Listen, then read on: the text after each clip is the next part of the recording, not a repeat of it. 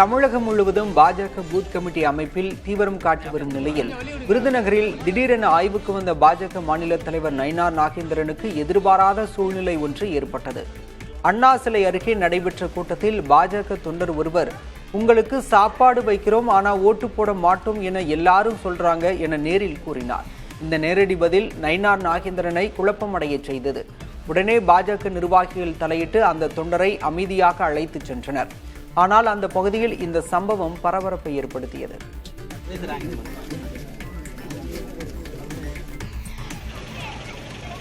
சிவகங்கை மாவட்டம் திருப்பத்தூர் அருகே கிள்ளையப்பட்டியைச் சேர்ந்த பொறியாளர் பிரபு முருகானந்தம் அமெரிக்க பெண் கரினாரில் என்பவரை தமிழ் முறைப்படி திருமணம் செய்தார். முருகானந்தம் சாந்தி ஆகியோரின் மகன் மேற்படிப்பிற்காக கடந்த 2014ஆம் ஆண்டு அமெரிக்கா சென்றார்.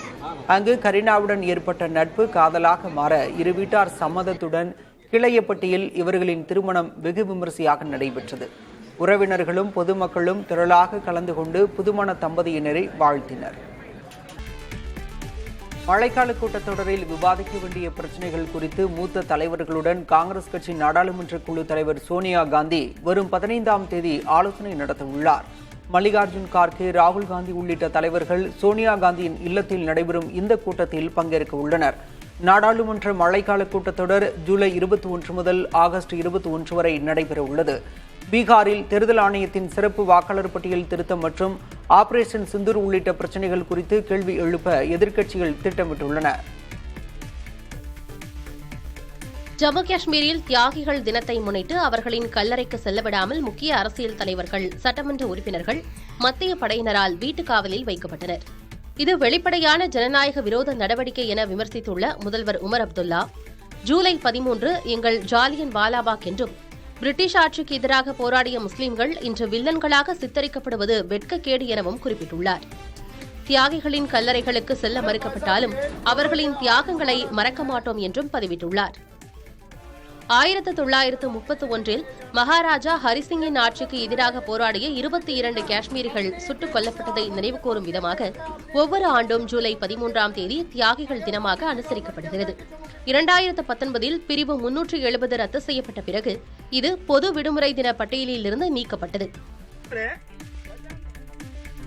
ஓய்வு பெற்ற ஆசிரியர்களுக்கு பள்ளி மாணவர்கள் பாத பூஜை செய்த விவகாரம் கேரளாவில் சர்ச்சையை ஏற்படுத்தியுள்ளது. அடிமைத்தனத்தை குறிக்கும் இந்த செயலை ஒருபோதும் ஏற்க முடியாது என மாநில கல்வித்துறை அமைச்சர் சிவன்குட்டி தெரிவித்துள்ளார். இது நம் கல்வி முறையின் அடிப்படை நோக்கத்திற்கு எதிரானது என்றும் குறிப்பிட்ட பள்ளிகள் மீது நடவடிக்கை எடுக்கப்படும் என்றும் அமைச்சர் கூறினார். இளம் தலைமுறையினரிடம் மீண்டும் சாதி பாகுபாடு நடைமுறையை கொண்டுவரும் இலக்கின் ஒரு பகுதியே இந்நிகழ்ச்சி என்றும் RSS அமைப்பைச் சேர்ந்தவர்களால் இந்த பள்ளி நடத்தப்படுவதாகவும் இடதுசாரி மாணவர் அமைப்பான SFI கூறியுள்ளது.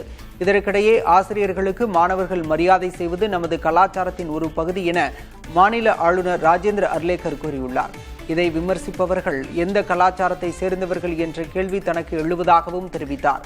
குரு பூர்ணிமா தினத்தை ஒட்டி காசர்கோடு மற்றும் மாவேலிக்கரா ஆகிய ஊர்களில் உள்ள CBSE பள்ளிகளில் மூத்த ஆசிரியர்களுக்கு மாணவர்கள் பாத பூஜை செய்யும் நிகழ்வு நடைபெற்றது.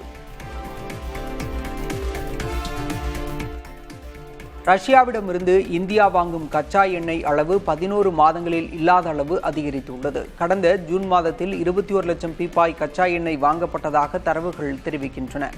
மற்ற நாடுகளிலிருந்து கச்சா எண்ணெய் வாங்குவது 6% குறைந்துள்ள நிலையில் ரஷ்யாவிடமிருந்து அதை வாங்குவது 8% அதிகரித்துள்ளது. பிற நாடுகளை விட குறைந்த விலைக்கு கச்சா எண்ணெயை ரஷ்யா இந்தியாவுக்கு அளித்து வருகிறது. ரஷ்யாவிடமிருந்து கச்சா எண்ணெய் இறக்குமதி செய்யும் நாடுகளுக்கு 500% வரி விதிப்பது குறித்து பரிசீலிப்பதாக அமெரிக்க அதிபர் ட்ரம்ப் ஏற்கனவே எச்சரித்துள்ளார். ஆம் ஆத்மி குஜராத் மாநில தலைவராக கோபால் இத்தாலியா நியமிக்கப்பட்டுள்ள சூழலில் பட்டேல் சமூகத்தினர் மத்தியில் பாஜகவின் வலிமை சரிந்துள்ளதாக அரசியல் நோக்கர்கள் கருதுகின்றனர். குஜராத் மாநிலத்தில் வலிமை மிக்க சமூகமாக பட்டேல் சமூகத்தினர் அறியப்படுகின்றனர். மாநிலத்தின் மொத்த மக்கள் தொகையில் 21.7 விழுக்காடு அளவிற்கு பட்டேல் சமூக மக்கள் வசிக்கின்றனர். விவசாயம் தொடங்கி வைர வியாபாரம் வரை இன்றும் பட்டேல் சமூகத்தினரின் ஆதிக்கம் நிலவி வருகிறது. இந்த நிலையில் கடந்த காலங்களில் பாஜகவுக்கு ஒருமித்த ஆதரவை அளித்து வந்த பட்டேல் சமூகத்தினரின் வாக்குகளை பெறும் முயற்சியாக ஆம் ஆத்மி தலைமை கோபால் இத்தாலியாவை அக்கட்சியின் குஜராத் மாநில தலைவராக நியமித்துள்ளது. கோபால் இத்தாலியாவின் தந்தை பட்டேல் சமூகத்தினரின் இடஒதுக்கீடு உரிமைகளுக்காக போராடியவர் என்பது குறிப்பிடத்தக்கது. இதனால் கோபால் இத்தாலியா தலைமையிலான ஆம் ஆத்மி கட்சி 30 ஆண்டு காலம் குஜராத் மாநிலத்தை ஆட்சி செய்து வரும் பாஜகவின் வலிமைக்கு சரியான சவாலாக அமைந்துள்ளதாக கருதப்படுகிறது. சீனாவில் முதல் முறையாக ட்ரோன்கள் மூலம் தபால்களை விநியோகிக்கும் முறை அறிமுகமாகியுள்ளது. ஹெனான் மாகாணத்தில் உள்ள மலை கிராமங்களில் இந்த முறை செயல்பாட்டுக்கு கொண்டு வரப்பட்டுள்ளது. ஆன்யாங் நகரில் பெறப்படும் தபால்களையும் பொருட்களையும் ட்ரோன்களில் பொருத்தி 11 வழித்தடங்களில் இயக்கி உயரமான தைகாங் மவுண்டைன்ஸ் உள்ள கிராமங்களின் தபால் நிலையங்களுக்கு அனுப்பும் பணிகள் தொடங்கியுள்ளன.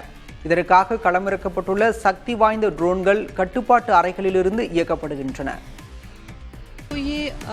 डिजास्टर रिलीफ हो गया या डिजास्टर का जो काम हो गया, वो मेरे पास कोई कैबिनेट तो है नहीं. मेरे पास मेरे 2 भाई हैं जो साथ साथ चले रहते हैं. यही मेरा कैबिनेट है.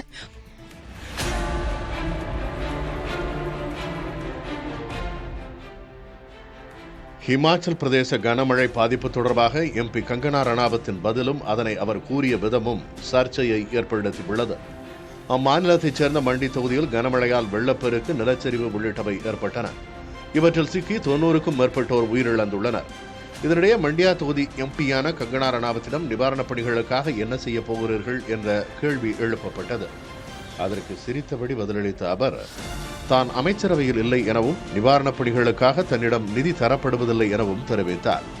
வெள்ள நிவாரணப் பணிகள் மாநில அரசின் பொறுப்பு எனவும் குறிப்பிட்டார். जो ये डिजास्टर रिलीफ हो गया या डिजास्टर का जो काम हो गया, वो मेरे पास कोई कैबिनेट तो है नहीं. मेरे पास मेरे 2 भाई हैं जो साथ साथ चले रहते हैं. यही मेरा कैबिनेट है. இதனை அடுத்து கங்கனாவை கடுமையாக சாடியுள்ள காங்கிரஸ் கட்சி அவர் மக்கள் மீது அனுதாபம் இல்லாமல் இருப்பதாக விமர்சித்துள்ளது. அம்மாநில காங்கிரஸ் அமைச்சரான ஜகத்சிங் நேகி கங்கனாவால் தனது பணிகளை செய்ய முடியாவிட்டால் அவர் பதவியை ராஜினாமா செய்ய வேண்டும் என கூறியுள்ளார். புதுச்சேரி மாநிலம் காரைக்காலில் உள்ள சிவலோகநாத சுவாமி கோயிலில் விவசாயம் செழிக்க வேண்டி விதை தெள்ளி உற்சவம் நடைபெற்றது. முன்னொரு காலத்தில் இந்த பகுதியில் பஞ்சம் ஏற்பட்ட நிலையில் மக்களின் வேண்டுதலை நிறைவேற்றும் விதமாக சிவபெருமானை விதை தெளித்து விவசாயம் செய்ததாக ஐதீகம். இந்த நிகழ்வை முன்னிட்டு அம்பாள் சமேத சிவலோகநாத சுவாமி ரிஷப வாகனத்தில் எழுந்தருளினார். பின்னர் கோயில் நந்தவனம் முன்பு உள்ள நாகராஜ கணபதி சன்னதியில் விதை நெல்லை வைத்து பூஜித்த பின்பு நந்தவனத்தில் விதை தெளி உற்சவம் நடைபெற்றது.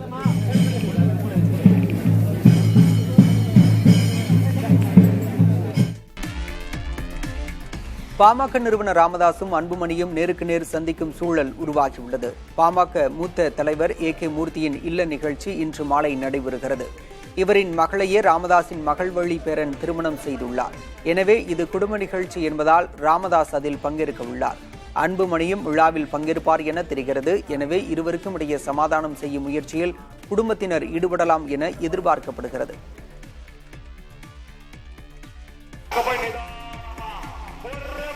திருவண்ணாமலை மாவட்டம் அத்திமலைப்பட்டி 1ஆம் ஆண்டு காளைகள் விடும் விழா நடைபெற்றது. இதில் பல்வேறு மாவட்டங்களிலிருந்து மட்டுமின்றி ஆந்திரா, கர்நாடகா, தெலுங்கானாவிலிருந்தும் 400க்கும் மேற்பட்ட காளைகள் பங்கேற்றன.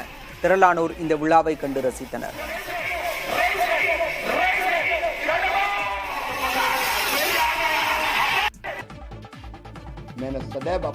போலியான மற்றும் தரம் குறைந்த உரங்கள் விற்கும் கடைகள் மீது கடும் நடவடிக்கை எடுக்க மாநில அரசுகளை மத்திய அரசு வலியுறுத்தியுள்ளது. இதுகுறித்து மத்திய வேளாண் துறை அமைச்சர் சிவராஜ் சிங் சௌகான் மாநில முதலமைச்சர்களுக்கு கடிதம் எழுதியுள்ளார். அதில் கடைகளில் விற்கப்படும் உரங்கள் குறித்த கால இடைவெளியில் பரிசோதிக்க வேண்டும் என்று கூறியுள்ளார். தவறு இழைப்போர் மீது உரிமம் ரத்து, வழக்கு பதிவு போன்ற கடும் நடவடிக்கைகள் எடுக்க வேண்டும் என்றும் அவர் அறிவுறுத்தியுள்ளார்.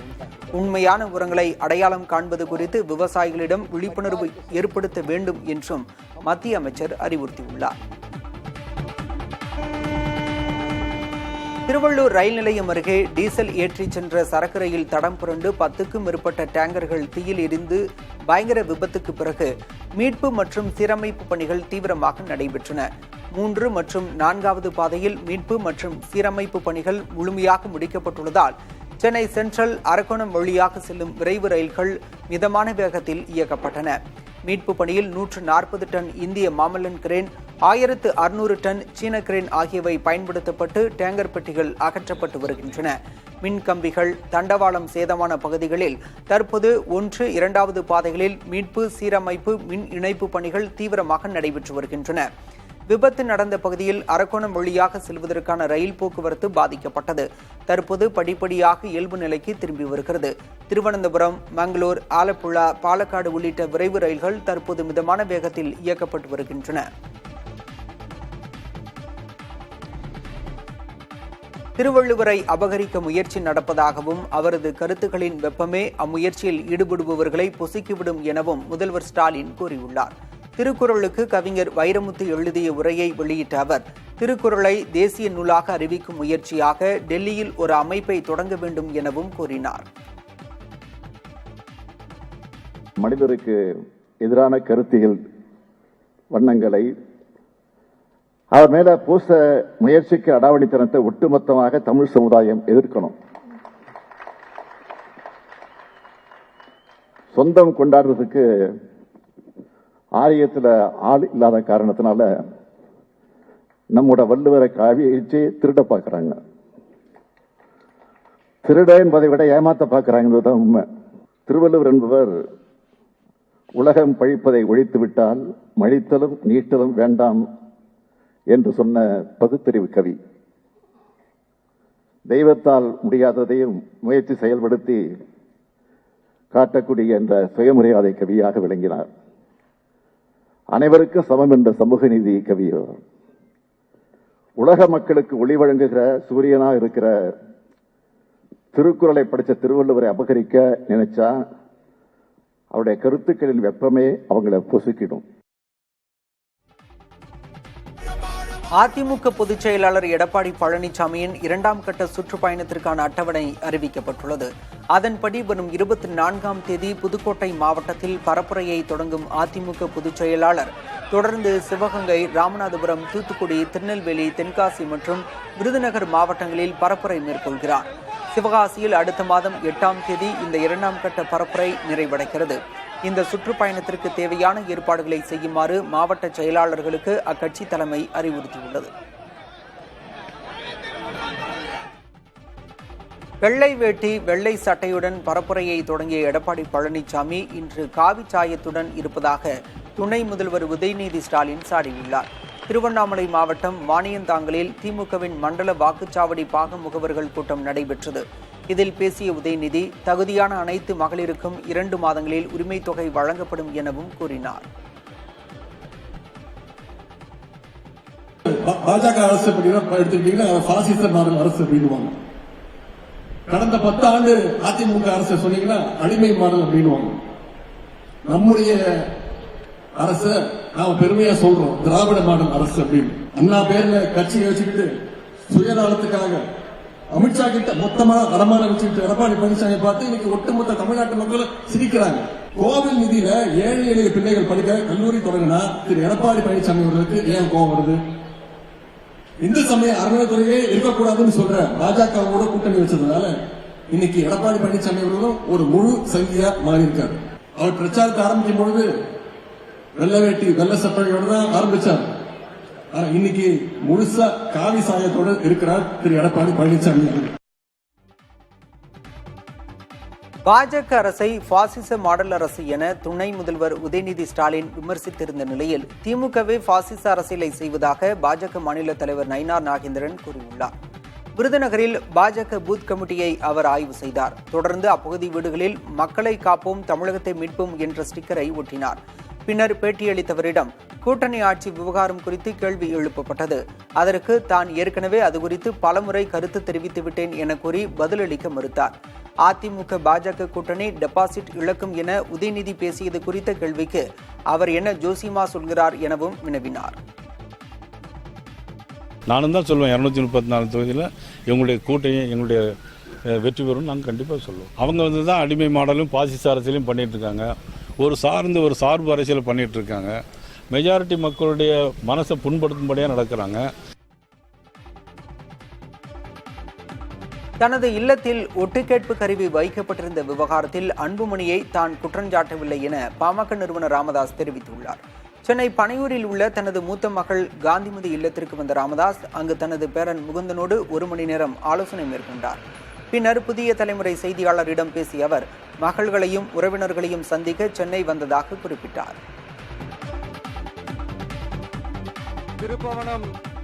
திமுக ஆட்சி சாரிமா மாடல் ஆட்சி ஆகிவிட்டதாக தாவேக தலைவர் விஜய் கடுமையாக விமர்சித்துள்ளார். சென்னையில் தாவேக சார்பில் நடைபெற்ற ஆர்ப்பாட்டத்தின் போது பேசிய அவர் திருப்புவனம் அஜித்குமார் குடும்பத்திடம் சாரி கேட்டது போல கடந்த 4 ஆண்டுகளில் காவல் மரணங்களால் உயிரிழந்த 24 குடும்பங்களிடமும் முதல்வர் சாரி கேட்க வேண்டும் என்று வலியுறுத்தினார். எல்லாவற்றுக்கும் சாரிதான் பதிலா எனவும் விஜய் ஆவேசமாக கேள்வி எழுப்பினார். எப்படி கேள்வி கேட்டாலும் உங்ககிட்ட இருந்து எந்த பதிலும் வர போறதில்லை. ஏன்னா இருந்தா தானே வரும். மேக்சிமம் உங்ககிட்ட இருந்து வர பதில் சாரிமா, தெரியாம நடந்துருச்சுமா, இல்லனா நடக்க கூடாதது நடந்துருச்சுமா, சாரிமா, அவ்வளவுதானே. இந்த வெற்று விளம்பர மாடல் திமுக சர்க்கார் இப்ப சாரிமா மாடல் சர்க்காரா மாறிடுச்சு. எல்லை தாண்டி மீன்பிடித்ததாக இலங்கை கடற்படையால் கைது செய்யப்பட்ட ராமேஸ்வரம் மீனவர்கள் 7 பேரை வரும் 25ஆம் தேதி வரை காவலில் வைக்க ஊர்காவல்துறை நீதிமன்றம் உத்தரவிட்டுள்ளது. ராமேஸ்வரம் மீன்பிடி துறைமுகத்திலிருந்து மீன்பிடிக்க சென்ற 7 மீனவர்களை நெடுந்தீவு அருகே கைது செய்த இலங்கை கடற்படை அவர்களின் விசைப்படகையும் பறிமுதல் செய்து ஊர்காவல்துறை நீதிமன்ற நீதிபதி முன்பு ஆஜர்படுத்தியது. வரும் 25ஆம் தேதி வரை சிறையில் அடைக்க நீதிபதி உத்தரவிட்டதை தொடர்ந்து 7 பேரும் யாழ்ப்பாணம் சிறையில் அடைக்கப்பட்டனர். இலங்கை கடற்படையால் சிறைபிடிக்கப்பட்ட தமிழக மீனவர்களை விடுவிக்க நடவடிக்கை கோரி வெளியுறவுத்துறை அமைச்சர் ஜெய்சங்கருக்கு முதல்வர் மு.க.ஸ்டாலின் கடிதம் எழுதியுள்ளார். தனது கடிதத்தில் முதல்வர் ஸ்டாலின் 7 இந்திய மீனவர்கள் இயந்திர மீன்பிடி படகுடன் கைது செய்யப்பட்டுள்ளதை சுட்டிக்காட்டியுள்ளார். மற்றொரு சம்பவத்தில் இலங்கை கடற்படை கப்பலால் மோதப்பட்டதில் மீனவர்களின் இயந்திர படகு சேதமடைந்துள்ளதாக குறிப்பிட்டுள்ளார்.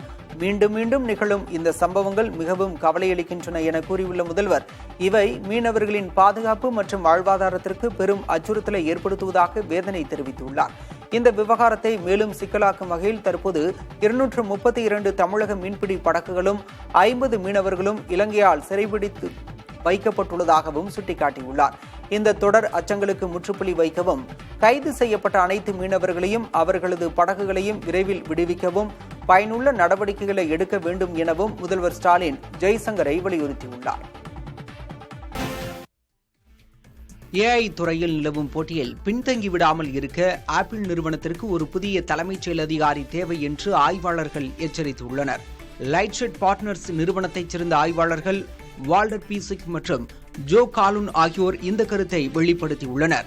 உலக பொருளாதாரத்தில் AI தொழில்நுட்பம் தொழில்களை மறு வடிவமைக்கும் என்று அவர்கள் சுட்டிக்காட்டியுள்ளனர். ஆப்பிள் நிறுவனத்தின் தற்போதைய CEO டிம் குக் செயல்பாட்டு திறனை நிறுவனத்துக்குள் கொண்டு வந்திருந்தாலும் அந்த நிறுவனத்துக்கு தயாரிப்பு சார்ந்த தலைமைச் செயல் அதிகாரி தேவை என்று அவர்கள் தெரிவித்துள்ளனர். டிம் குக்கின் தலைமையில் ஆப்பிள் புதிய AI அம்சங்களையும் மேம்பாடுகளையும் வழங்க முடியுமா என்ற கேள்வியை அவர்கள் எழுப்பியுள்ளனர். தற்போதைய நிலையில் ஆப்பிளுக்கு துணிச்சலான மாற்றங்கள் தேவை என்று லைட்ஷெட் ஆய்வாளர்கள் வாதிடுகின்றனர். AI பந்தயத்தில் ஆப்பிள் பின்தங்கியிருப்பதாக பரவலாக கருதப்படும் நிலையில் இப்படியான எச்சரிக்கை வந்துள்ளது.